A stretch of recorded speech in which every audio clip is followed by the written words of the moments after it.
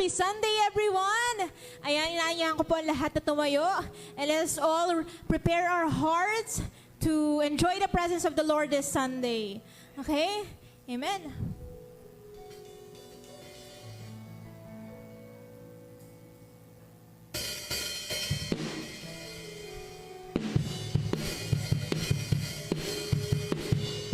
Let us all declare the presence of the Lord.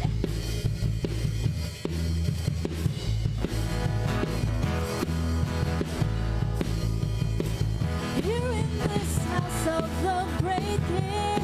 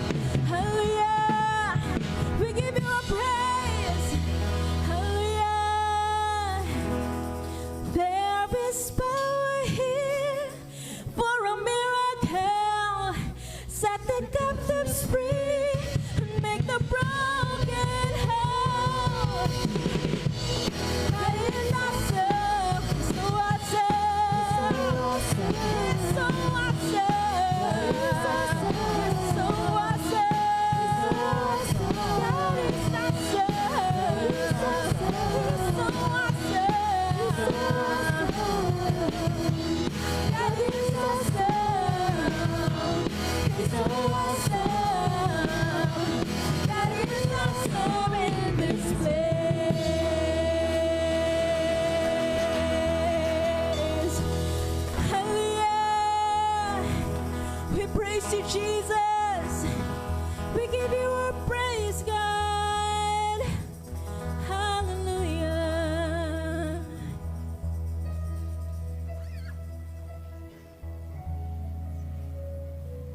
Who will declare your greatness, all the miracles you've done in our lives, Panginoon.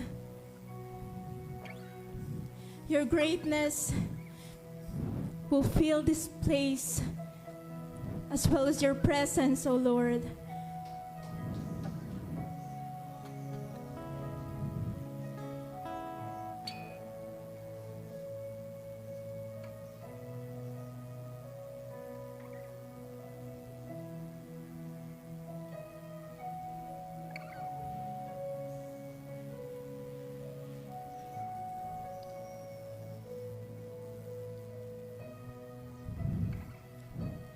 You deserve the glory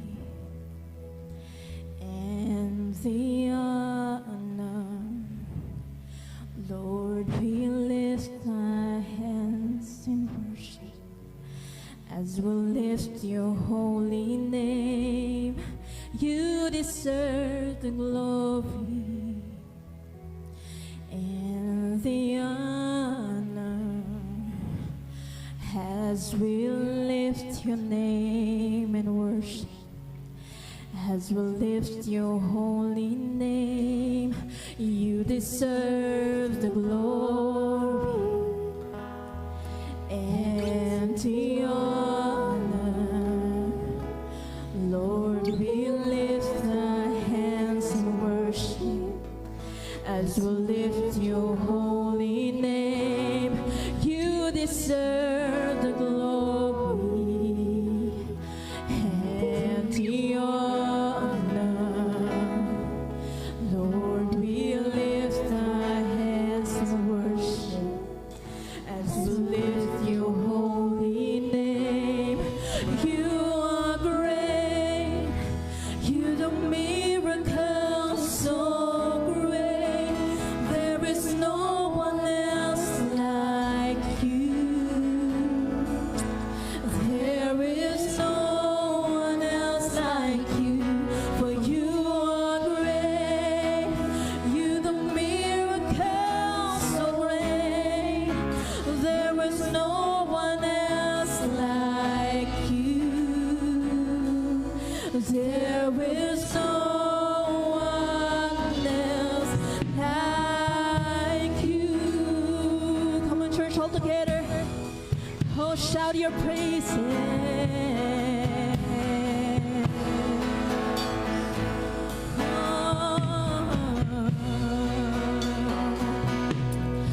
You deserve the glory and the honor.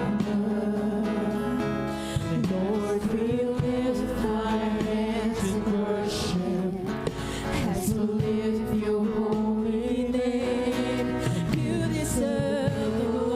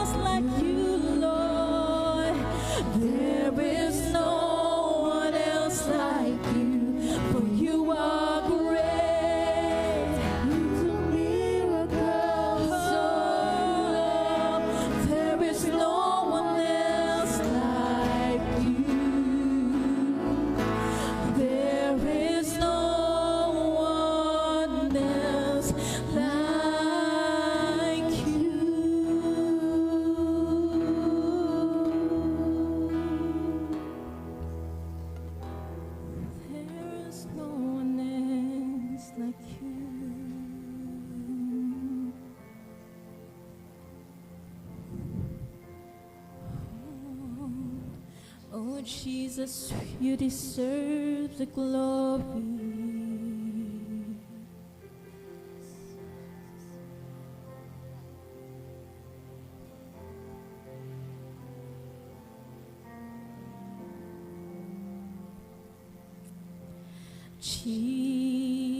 Jesus, oh glorious,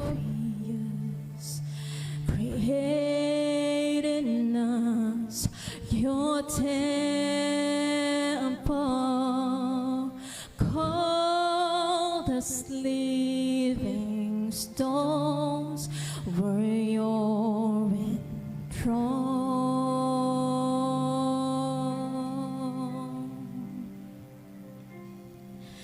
And as you rose from dead and power, so rise within our worship, rise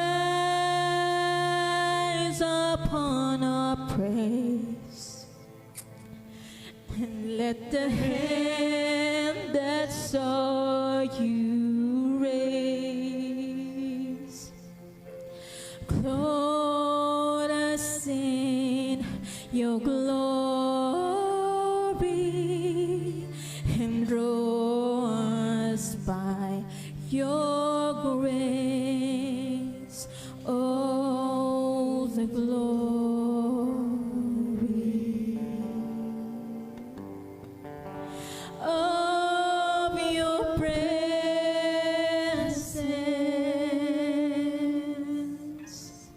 We, your temple,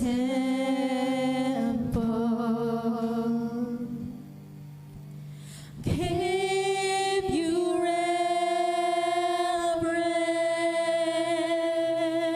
reverence. So arise from your rest and be blessed by your praise as we glory in your embrace.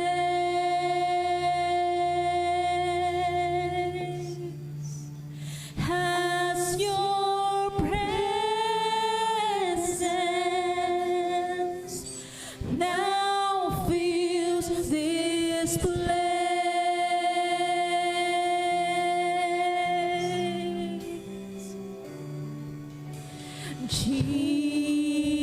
Jesus, oh glorious, create in us your temple,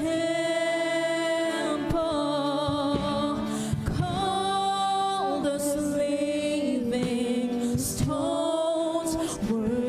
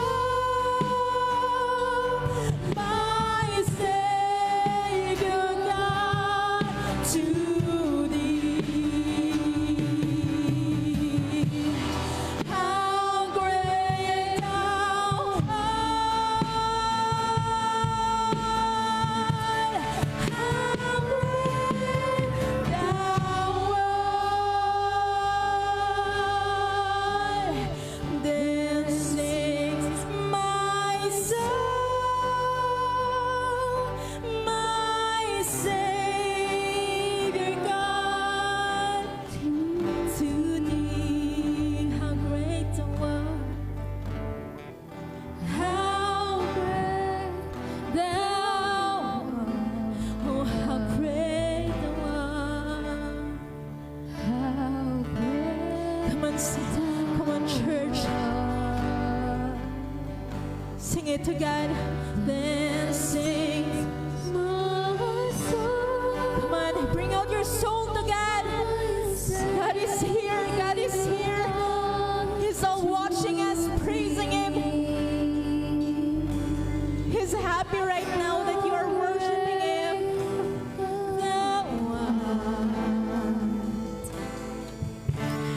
How great Thou art. Then sings my soul, my Savior God, to Thee. How great Thou art. How great Thou art. And sings my soul, my Savior God, to Thee. Lord, we know You are here right now, Holy Spirit. Speak to our hearts. Speak to our hearts right now, oh God. We know You're here, and You are happy that You are seeing us right now, worshiping in Your presence. Then sings my soul, my Savior God, to Thee. How great Thou art. How great Thou art. Then sings my soul, my Savior God, to Thee. How great Thou art. How great Thou art. I'll sing praises to Your name, oh Lord. Praises to Your name, oh Lord. For Your name is great and greatly to be praised. I sing praises to Your name, oh Lord. Praises to Your name, oh Lord. For Your name is great and greatly to be praised.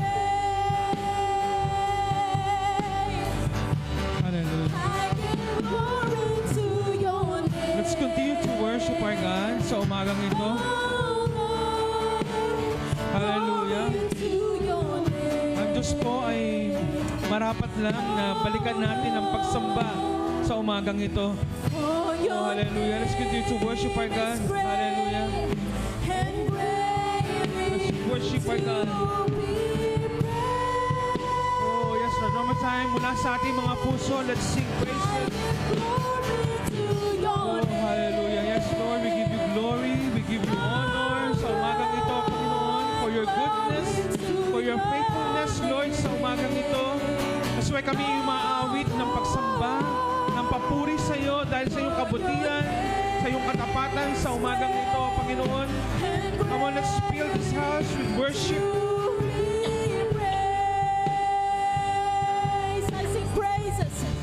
I sing praises to Your name.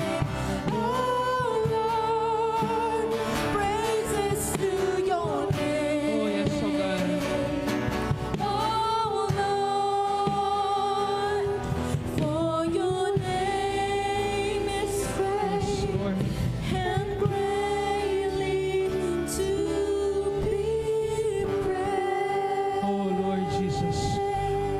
kami nakakaawit sa iyo sa umagang ito, Panginoon, kung bakit kami nakakasamba sa iyo sa umagang ito, ay dahil sa iyong biyaya at habag, Panginoon, Lord God. Lord, ayaw namin sayangin ang pagkakataong ito na kami makalapit at makasamba sa iyo sa umagang ito. That's why ang laman ng aming puso sa umagang ito ay punong-puno ng pasasalamat, punong-puno ng pagsamba, Panginoon, dahil sa iyong kabutihan sa aming buhay, O God. Lord, hindi kayang pigilin ng aming mga sitwasyon ang laman ng aming puso ng pagsamba sa iyo, Panginoon, O God. That's why, Lord, narito ang iyong mga anak, sumasamba, binibigyan ka ng kaluwalhatian sa umagang ito, Panginoon, O God. Lord, we choose to worship you sa umagang ito, Panginoon, O God. Salamat po sa pagkakataong ito na pinagkaloob niyo sa aming Panginoon, O God. Purihin ka, sambahin ka sa umagang ito. Ito pong aming dalangin sa tayong pangalan lamang ng iyong anak na si Jesus. Amen and amen. Hallelujah. Palakpakan natin ang Panginoon sa umagang ito. At bago po kayo maupo, pwede niyo po bang pakibati ang iyong katabi sa umagang ito? Kamayan niyo po na may kasiglahan. Good morning. Sige po, at tayo po ay humanap na ng ating mauupuan.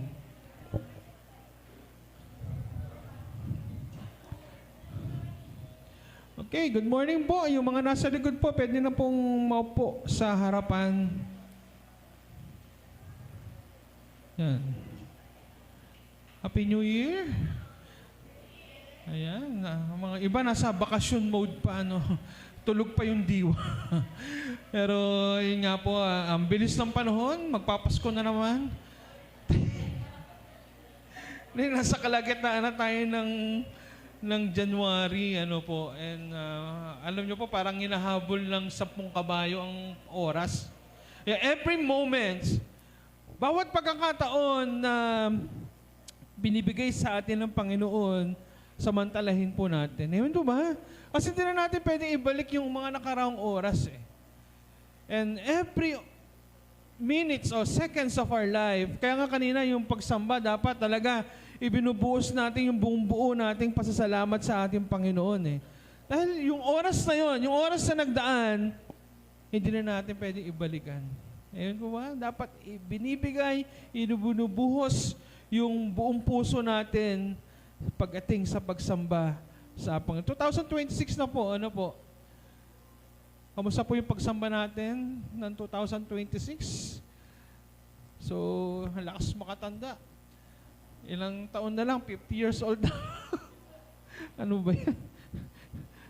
So, ayan. So, tayo po magtutuloy na sa ating pagsamba sa ating Panginoon sa pag-aaral ng Kanyang salita. Nung nakaraang taon, isa sa pinakamainit na issue na pinag-usapan ay patungkol sa, siyempre, korupsyon pa din. At isa nga sa titingnan natin ay yung kung po pwede ba na gawing state witness ang mag-asawang Biskaya. Yan yung mga naging usapin last year, 2025, na po pwede bang gawing state witness ang mag-asawang Biskaya? Po pwede. Pwede naman, ano po. Sa batas, pwede naman silang gawin talagang state witness provided na sila ay susunod sa kondisyon ng DOJ. May tinatawag kasing restitution. Narinig niyo po ba yun? Yung word na restitution.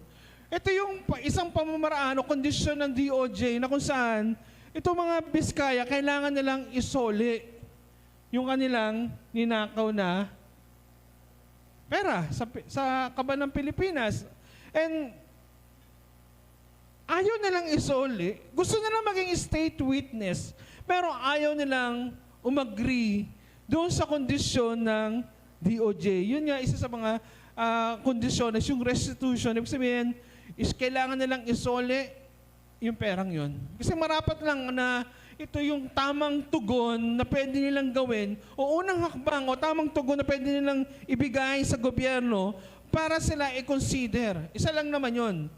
Para sila i-consider na maging state witness. Kasi doon nararamdaman yung sinceridad. Gusto mo maging state witness? Isa sa mga proof na gusto mong pumasok doon sa programang yon ay maramdaman dapat ang iyong sinseridad. Isa yun sa gustong gawin ng DOJ sa kanila, pero hindi nila kayang ibalik. Gusto lang nilang, kasi pag naging state witness kayo, hindi na kayo makakasuhan. Absuelto na sila dun sa korupsyon na nangyari. Kasi kayo na yung maging witness eh. So ituturo nyo na yung mga sangkot. At the same time, ibabalik dapat nila yung perang kinuha na nila sa bayan. Kaya lang, itong mag-asawang ito, ayaw nila. At yung ilang mga government official na pumuprotekta, sa kanila gusto lang nilang makalusot, pero ayaw nilang tumugon ng tama pagdating sa paglaya na gusto nilang maranasan.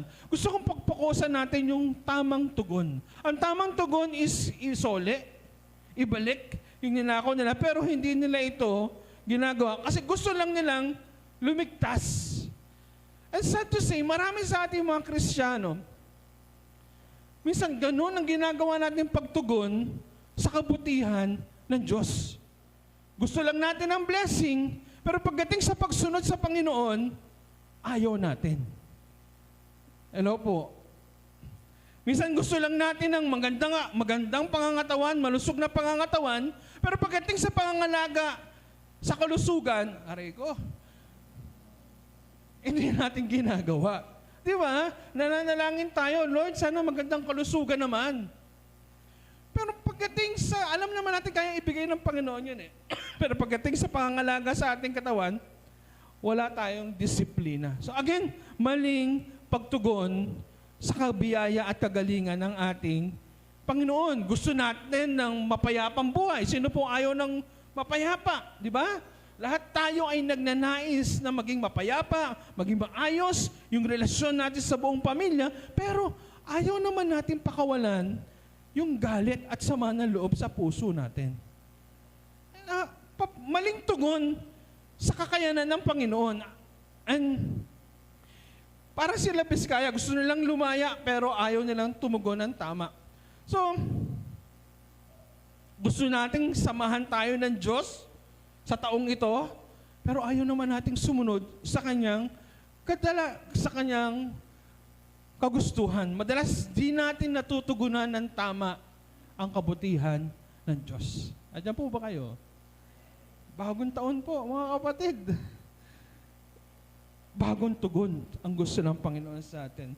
Sad to say, sabi ko nga, ang isa sa pinaka-abuse na regalo ng Diyos sa atin ay yung kanyang habag at biyaya.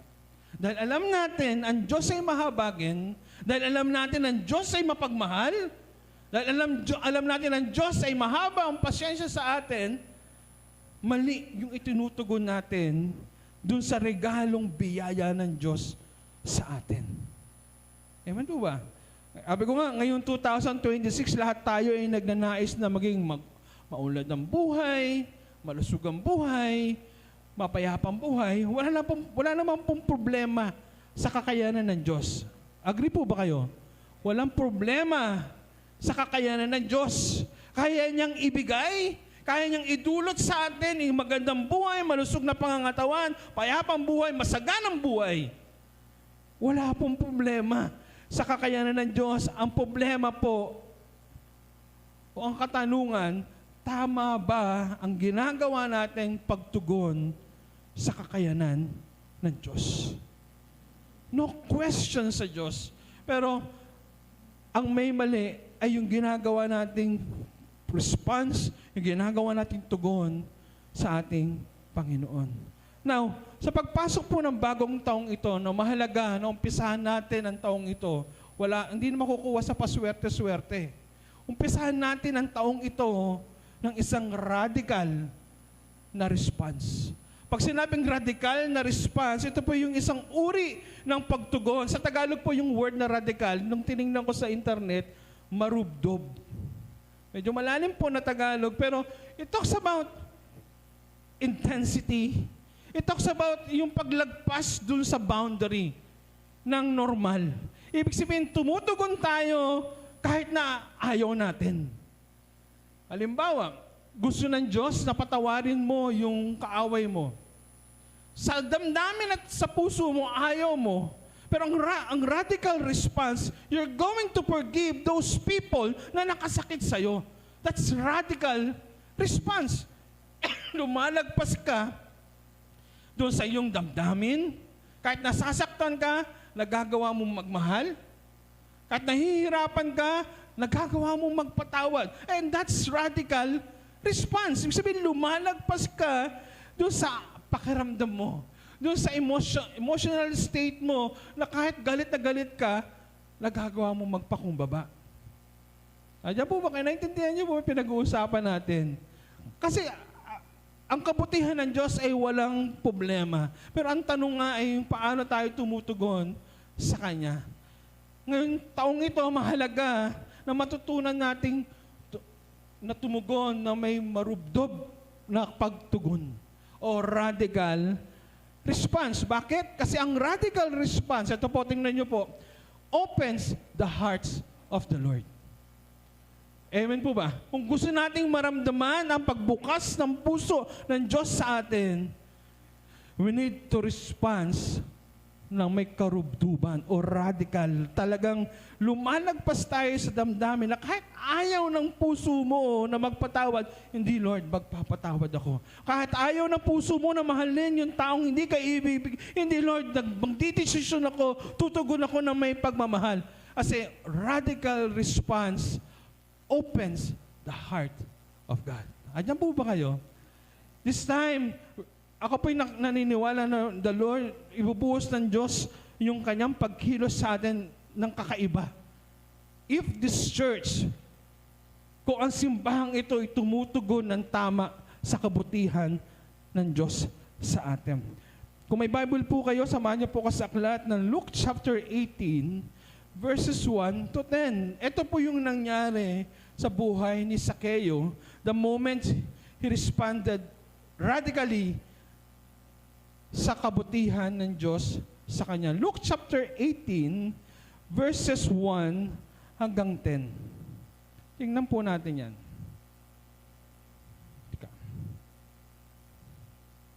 Sabi po ng Bible, yung mata ko lumalabo na rin eh. Kaya advantage pong may ganito, no?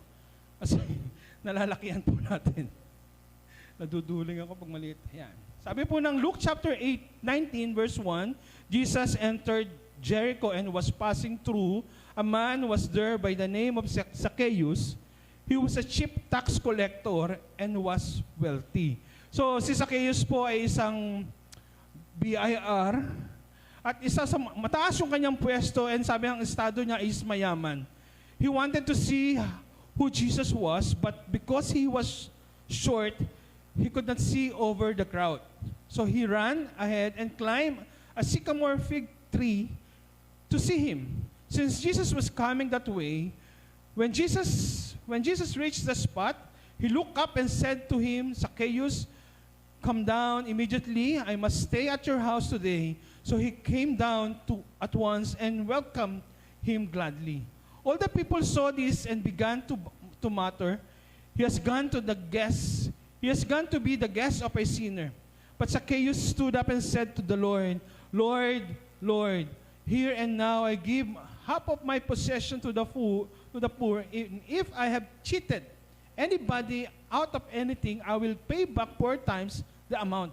Jesus said to him, today salvation has come to this house because this man too is a son of Abraham, for the Son of Man came to seek and save the lost. Pwede po muna po tayong sandaling yumuko at manalangin sa ating Diyos. Lord, dakilang Diyos na makapangyarihan sila at kami po ay nagpapasalamat sa iyong salita na aming matutunghayan.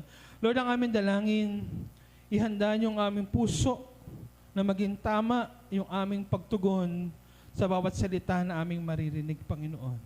Lord, we submit ourselves, Lord, sa iyong kapangyarihan, sa otoridad ng iyong scripture, Panginoon. Speak to us sa umagang ito. Ito pong aming dalangin at tayong pangalan lamang ng anak na si Jesus. Amen and amen. So again, isang napaka-pamilyar na istorya patungkol sa isang tao na nagkaroon ng personal na encounter sa Diyos. Again, si Zacchaeus po ay isang tax collector At isang mayaman na tao, pag tax collector ko po kayo during that time, isa kayo sa pinaka kinasusok namang tao sa mga panahon na yan. Isa siya sa, yung mga tax collector, ayaw ng mga tao makisalamuha ang taong ito. At ang tingin nila kay Zacchaeus at sa mga tax collector ay mga makasalanan. Dahil sa sobrang patong na kanilang interest sa buwis ng mamamayan. So basically, hindi maganda yung estado nila Zacchaeus sa mga tao dahil nga sa ganong klaseng credibility na meron sila. Plus, binanggit po din po dyan na si Zacchaeus po ay isang maliit na tao. So medyo may hindi kataasan yung kanyang height. Pero yun nga, nung narinig niya na si Jesus ay dadalaw at dadaan sa kanilang lugar, siya ay nagmadali, umakyat sa puno, at gusto niyang makilala ng malaliman sa ating Panginoon. So, ano po yung makikita natin dito? Makikita natin yung marubdob na response ni Zacchaeus sa pagdating ng ating Panginoon. Sabi ko nga, siya yung taong nilalayuan ng mga tao. Dahil ayaw nga silang, parang ang katumbas niya sa mga panahong yan ay may ketong. So, kung makikita niyo si Zacchaeus, lalayuan siya ng tao, at kahit gustuhan ni Zacchaeus na lumapit sa kanila, hindi siya titikitan. So basically, ganun yung kanyang estado. Pero mararamdaman natin dito yung radical na response ni Zacchaeus. Alam niya, dadaan si Jesus sa lugar nila at ang tugon niya doon, wala siyang pakialam sa sasabihin ng mga tao, ng pakiramdam ng tao sa kanila, sa kanya. At kahit siya'y maliit at kahit wala siyang pagkakataong makita si Jesus dahil sa dami ng tao, gagawa siya ng paraan para siya ay makita at makilala si Jesus. Amen po ba? Diyan po ba kayo? Ganun karadikal yung response ni Zacchaeus sa ating Panginoon. Hindi alintana sa kanya na kahit siya'y maliit, kahit layuan siya ng maraming tao, wala yun sa kanya. Basta sa kanya, makita niya si Jesus na malapitan. Radical response. Kahit nahihirapan, kahit natatakot siya, I do believe hindi naman basta-basta instant yun na wala sa kanya. Kahit takot na takot siya, kahit parang nahihirapan siya, para sa kanya, gusto kong makita si Jesus. Maliwanag yun sa kanya. So, ang response niya ay napaka-radical. Kahit, pwede siyang bugbugin ng tao sa mga panahon na yan eh. I mean, dahil sa tax collector, kilala siya during that time, pero hindi niya ito inalintana. And amazingly, yun ang nagpabukas sa puso ng ating Panginoon. Imagine that. Si Zacchaeus, maliit, kinakatakutan ng tao, umakyat sa puno, at narito si Jesus, naglalakad, at sinabi niya, Zacchaeus, bumaba ka dyan. Imagine this, tinawag niyang personal sa pangalan si Zacchaeus, na walang tumatawag kay Zacchaeus kasi ayaw nila, banggitin yung pangalan ni Zacchaeus, ayaw banggitin ng mga tao, dahil ayaw nilang ma-associate sa sinners na tulad ni Zacchaeus. Pero dahil sa radical response ni Zacchaeus, nakuha niya yung atensyon ng Panginoon.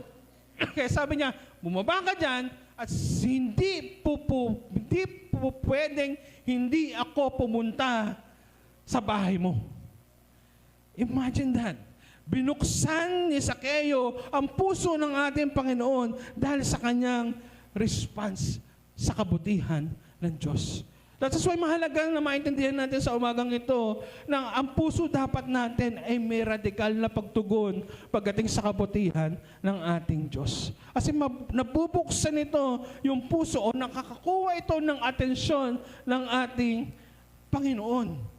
Hindi sa paswerte nakukuha ang puso ng Panginoon. Amen po ba? Kundi sa isang pagtugon na buong buo o radical response sa ating Panginoon. Sabi niya, imagine, Ang Diyos na makapangyarihan, imagine niyo po ito. Ang Diyos na makapangyarihan, nagnanais siyang pumasok sa ating tahanan. Imagine kung ano ang pwedeng gawin ng Diyos kung siya yung ating bisita. Baka hindi lang salad na nabubulok sa rep yung ipapakain natin. Sino po may mga salad pa dyan? Spaghetti! Wala nang spaghetti? Ubus na, ilang init. Imagine, ako di ko ma-imagine, kung si Kristo yung magiging bisita ko sa bagong taon na to, ano yung pwede niyang gawin sa pamilya ko? Nagkaroon ng burden si Jesus nung naramdaman niya yung radical response ni Zacchaeus sa kanya. Kasi sabi, hindi po pwedeng hindi ako pumunta. Imagine that. If His children, kung tayong mga anak ng Diyos sa umagang ito, ay ganung klase yung response natin sa kabutihan ng Diyos, hindi po pwedeng hindi siya kumilos sa ating tahanan. Hindi siya po pwedeng hindi kikilos sa ating personal na buhay kung nararamdaman ng Diyos, nakikita niya ang pagkilos niya, yung pagtugon natin sa kabutihan niya. Kaya lang, ang problema, mali yung response natin sa kabutihan ng Diyos. Minsan, imbis na mapabuti tayo, inaabuso natin yung kabutihan ng Diyos na yun. Di ba? Nakakalungkot na mali yung response na naibibigay natin. Now, ano ang hatid sa atin ng radical response sa ating Panginoon? Sabi nga, it opens the heart of God. Una, ito po, radical response, it leads us to know God more. Very basic. Pero kapag ang isang tao ay may marubdob na pagnanais na mas mapalapit sa Kanya, isa sa makikita natin sa Kanya ay nagkakaroon, tinutulak ka nito para mas makilala mo ang ating Panginoon. Si Zacchaeus, gusto niyang makilala ang Diyos. At hindi siya tumigil sa kanyang kalalagayan na kahit siya'y maliit, siya'y umakyat sa puno. And mind you, yung inakyat niyang puno ay parang ipil-ipil. Ay, ano ba yan? Yung kamatsili. Nakakita na po ba kayo ng kamatsili sa mga Gen Z? Di ba? Alam ko sila nakakaintindi nila ng kamatsili nung araw. Madami niyan sa may release nung araw. Pag nakita niyo yung puno ng kamatsili, may mga tinik-tinik siya. Isa sa pinakamahirap akyatin.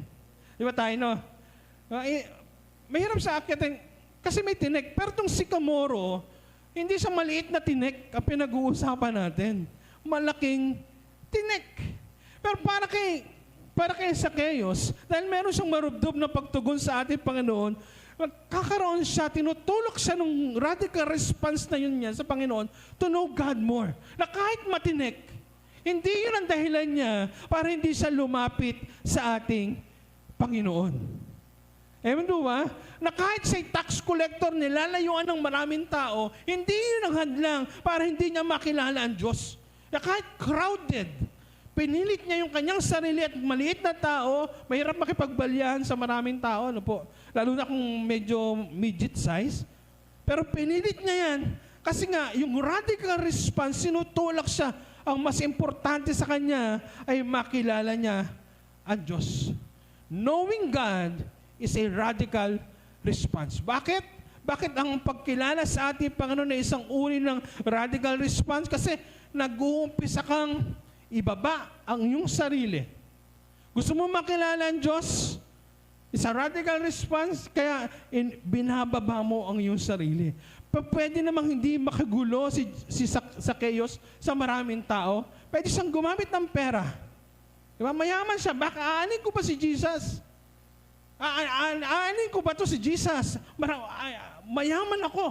At pwede kong gamitin yung aking kapangyarihan. Pero dahil meron siyang strong desire to know God more, nag-uumpisang bumaba yung kanyang sarili at kinikilala niya ang ating Panginoon. Nag-umpisa niyang ibaba. Bali wala na yun sa kanyang estado. Bali wala na siya mayaman or makasalanan. Basta ang gusto niya ay makilala ang ating Panginoon. Hindi na importante yung kanyang galit. Hindi na importante yung kanyang sama ng loob pagdating sa paglapit sa Diyos. That's why ang worship, mahalaga po na ibinababa natin ang ating sarili. As in worship, it talks about knowing our God. Kahit may sama kayo ng loob, still choose to worship. Huwag kayong magmumukmuk sa isang tabi, masama ang loob ko, ayoko sumamba, maling desisyon po yun.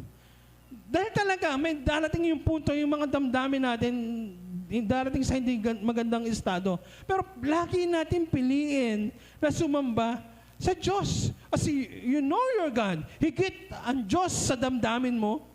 That's why pinipili mong kilalanin ng Diyos na kahit matinik, aakyatin mo. Kahit ayaw ng damdamin mo, sasamba ako. Kaya ang Kristiyanong may pagnanais na makilala ang Diyos, hindi yan nagdadahilan. Amen po ba? Ang Kristiyano na mayroong pagnanais na makilala ang Diyos, kasi radical response po yun. Hindi yan gagawa ng dahilan para umayaw siya when it comes in worshiping our God. Hindi yan bibitaw. Kasi ang mahalaga sa kanya ay makilala niya ang Diyos. Sabi ko nga sa inyo, pwede namang hindi gawin ni Zacchaeus yan. Mayaman na siya eh. Umupo na lang siya sa bahay niya, panoodin na lang yung mga tao. Pero dahil gusto niyang makilala ang Diyos, meron siyang radical response. Binaliwala niya yung kanyang estado. Kinalimutan niya yung kanyang pagiging mayaman, pagiging tax collector, kasi ang gusto niya, makilala niya ang ating Panginoon. Gumawa siya ng paraan. Ito po, para makilala niya ang Diyos. Church, gumawa po tayo ng paraan. Maraming ginagawa ang kaaway para hadlangan yung pagkilala natin sa Diyos. Minsan kahit sumasamba tayo, hindi naman talaga natin minsan hindi talaga natin kinikilala ang Diyos. Kasi ang ginagawa ng kaaway, sige, umating ka lang ng church, pero huwag mong kilalanin ng Diyos. Diyan po ba kayo? Pinagsaserve tayo ng Diablo. Sige, mag-serve ka sa Diablo, pero huwag mong kilalanin ang Diyos. Kasi the more na mas kinikilala natin ang Diyos, iba yung ginagawa ng Diyos sa atin. Na iba yung ginagawa mong pagsaserve sa Panginoon kasi nakikilala mo ang Diyos. Si Zacchaeus, aakit ako sa puno. Kahit may tinik yan, hindi yan na magiging dahilan para hindi ako umakyat. Church, akyat tayo sa puno. Kahit matinik, kahit hirap tayo, piliin natin kilalanin ng Diyos sa umaga. That's why huminto ang Diyos kay Zacchaeus at binanggit personally yung kanyang pangalan. Zacchaeus, baba ka dyan at hindi po pwedeng hindi ako pupunta sa bahay mo. Mapapansin niyo po na nabubuksan ang puso ng Panginoon kapag lumalapit tayo sa Kanya ng buong buo at may marubdob na paglapit sa Kanya. At ito po yung nangyari kay Zacchaeus. That's why when it comes in worshiping our God, ito po, we cannot worship God without knowing God. Kung wala kang marubdob na pagnanais na makilala ang Diyos, pagdating sa pagsamba, hindi mo talaga siya sinasamba. Diyan po ba kayo? That's why sabi ko nga po kanina, napakahalaga na bawat minutong nilalaan natin sa pagsamba sa Panginoon, dapat ibinibigay natin yung ating the best, kahit ano ang ating pinagdaraanan. Lagi natin piliing sumamba sa Diyos. It leads us to know God more, and also radical response leads us, ito po, to genuine change of heart. Ang pagkakaroon ng marubdob na pagtugon sa ating Panginoon o radical response, ang isa sa ginagawa sa atin ito, tinutulak ka nito para magkaroon ka ng genuine, quote-unquote, tunay na pagbabago ng ating puso. Amen po ba? Dahil nakilala ni Zacchaeus ang ating Panginoong Jesucristo, nagkaroon ng pagbabago ang kanyang puso. Kaya sabi niya, Jesus, sabi niya, real talk tayo, Jesus, sabi niya, kalahati ng aking kayamanan ay ibibigay ko sa mga nangangailangan. At kung meron akong nadaya, sabi ni Zacchaeus, malamang meron. At kung ako'y meron nadaya, ibabalik ko ng 4 na beses. At ang isang taong merong genuine change of heart, siya lang ang pwedeng gumawa ng ganong klaseng restitution. Sana all. Imagine kung si Biskaya at yung ilang mga kurakot na bago yung puso, baka wala tayong problema sa PhilHealth sa oras na to.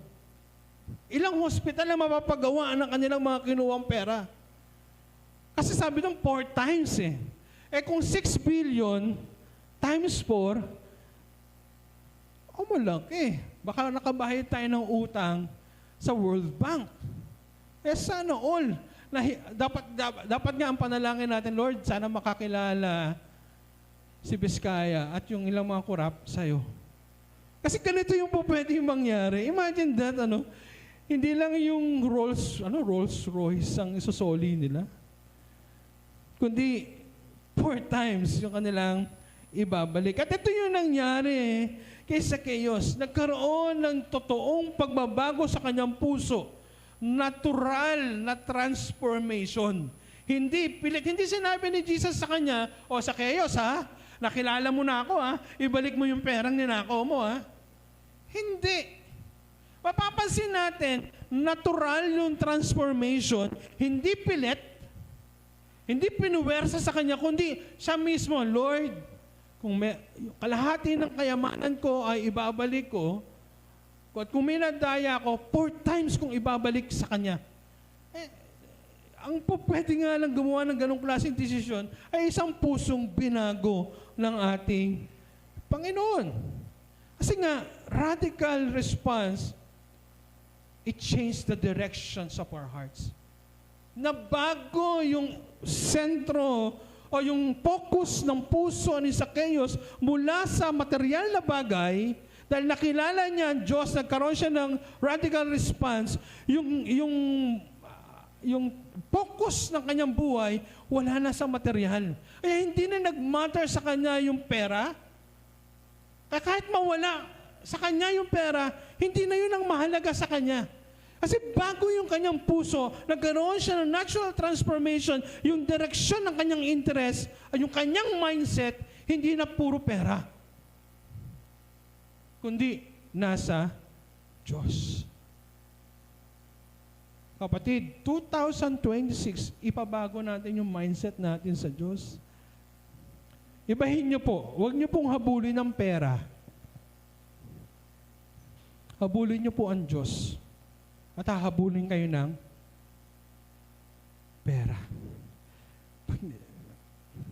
Ibig sabihin, mas baguhin natin yung puso natin sa umagang ito. Magkaroon tayo ng radical response tulad ni Zacchaeus. So ay makikita natin dito, ang mas gusto ng Diyos ang makita sa atin yung natural na pagbabago. Hindi pang isang araw, hindi pang Sunday na pagbabago, kundi natural na changes. Natural o genuine change of heart. Kasi nga, yun ang mas nagbibigay ng kaluguran sa ating Panginoon. Amen. Kung ako kay Zacchaeus, okay na siguro dun sa kayamanan Or okay na rin siguro dun sa ibalik kong ninakaw. Pero hindi. Dahil binago ng puso binago ng Panginoon yung kanyang puso. Nagkaroon ng sudden change ng direction ng kanyang interest. Ay, ang isang Kristiyano na kapag focus sa Panginoon, iba yung kanyang interest. Yung pera, mahalaga po. Pero ang interest niya na ay mas mabigyan ng kaluguran ang ating Panginoon. Radical response it leads us to genuine change of heart. Dalawang bagay na po yung ating nakikita. Nagkaroon ng pagnanais na mas makilala ang Diyos at totoong pagbabago sa puso sa puso niya. And then lastly, it leads us to breakthrough. Kung gusto natin makaranas ng breakthrough sa taong 2026, tumugon tayo ng may karubduban. Proper response sa kabutihan ng Diyos. Si Zacchaeus po, ang kanyang breakthrough, una, nilapitan siya ni Jesus. Diba sabi ko kanina, ang tax collector walang lumalapit. Buong buhay ni Zacchaeus, nag-iisa siya. Mayaman siya, pero malungkot ng kanyang buhay kasi ayaw lumapit ng tao sa kanya. Walang nagmamahal sa kanya, maliban siguro yung kanyang mga pamilya. Pero ang breakthrough niya ay kilala siya ni Jesus at nagkaroon ng personal na pagnanais si Jesus na maging bisita niya sa kanyang bahay. And that's breakthrough. Parang fresh na karanasan ni Zacchaeus sa buong buhay niya. Yun yung parang isang tao na nakaramdam ng pagmamahal for the first time sa ibang tao. Yung dati inaalipusta siya, dati inuusgahan nyo. Kaya sabi ng mga tao dyan, nagbulong-bulungan yung mga tao dyan. Si Jesus, papasok sa isang tahanan ng makasalanan. Kasi wala kang gustong pumasok. Ayaw nilang ma-associate sa karakter ni Zacchaeus. Pero dahil nakaranas siya ng breakthrough, nilapitan siya mismo ng ating Panginoon. And that's breakthrough para kay Zacchaeus. Pangalawang breakthrough na naranasan ni Zacchaeus ay yung kaligtasan. Ito. Sabi ni Jesus, doon sa mga last verse, sabi niya, mula ngayon, itong tahanang ito ay makakatanggap ng salvation o kaligtasan. Kasi siya ay anak din ni Abraham. Today, salvation has come to this house because this man too is a son of Abraham. Kasi marami ang tingin kay Zacchaeus ay isang makasalanan at walang karapatang maging inapo ni Abraham. Pero dahil nabuksan ng puso ng Panginoon para kay Abraham, kaya sabi niya, sa araw na ito, ang kaligtasan ay pumasok o nanghari sa tahanang ito. At siya kinonsider na anak o inapo ni Abraham.